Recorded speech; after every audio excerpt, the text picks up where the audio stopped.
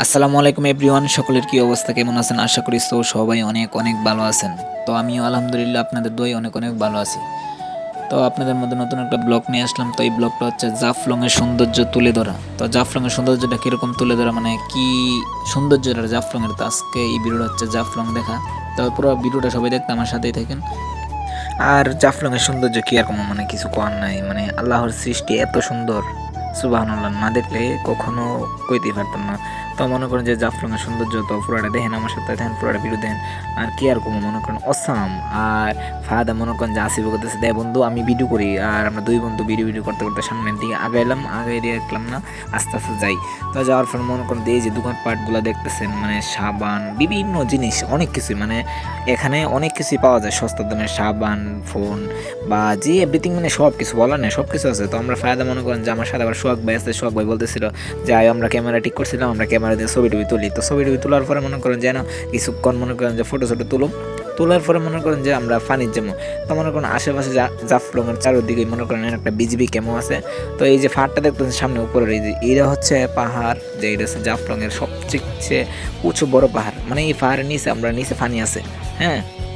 তো আমরা মনে করেন ছবি টবি তোলার পর মনে করেন যে সোহাগ ভাই আছে, আবার সাথে সোহাগ ভাই আছে, আসিফ বন্ধু আছে।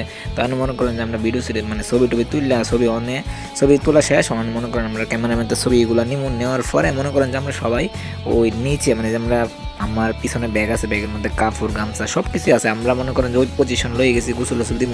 তো নিচে মনে করেন এখন যাবো।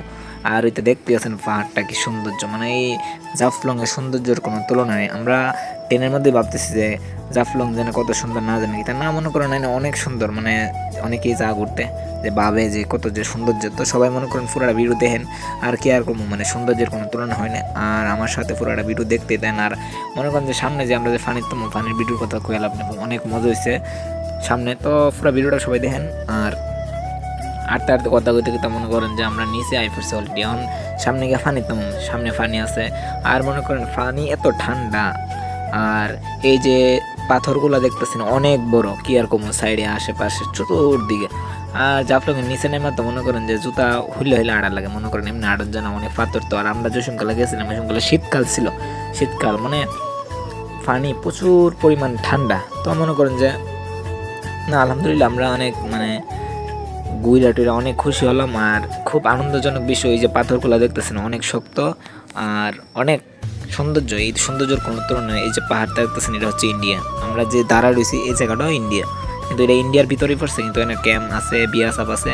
তো বিয়াসাপের সাথে ওই যে পাহাড়গুলো দেখতেছেন, একসময় পানি যখন কালা বৃষ্টি বর্ষাকাল অসীমকালা ঝর্ণা, ওই যে দেখতেছেন দীপু কাহাকা, তারপরে বন্ধু জয়, রিয়াজ বন্ধু সবাই আছে। আমরা যা গেছিলাম সবাই, অনেকে ভিডিওটা যদি দেখে তো অবশ্যই সবাই কমেন্ট করবেন আর একটা করে শেয়ার করবেন।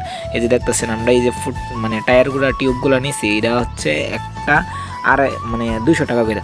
তো মনে করেন আমরা যে সংখ্যা গেছিলাম মনে করেন যে এটা 250 টাকা করে নিয়েছিলাম, আমরা 200 টাকা করে 2টা নিয়েছিলাম। আর পানি এত ঠান্ডা, কি আর কম, পানি ঠান্ডার তো কোনো তুলনাই নেই। মনে করেন যে অনেক বিনোদন ফেসি ঘুরা। তো পুরা ভিডিওটা সবাই দেখেন। আর কিছু করার নাই, তো সবাই ভিডিওটা দেখে একটা করে ফলো দেন, ঠিক আছে? তো সবাই ভালো থাকেন, আল্লাহ হাফেজ, গুড বাই, টাটা।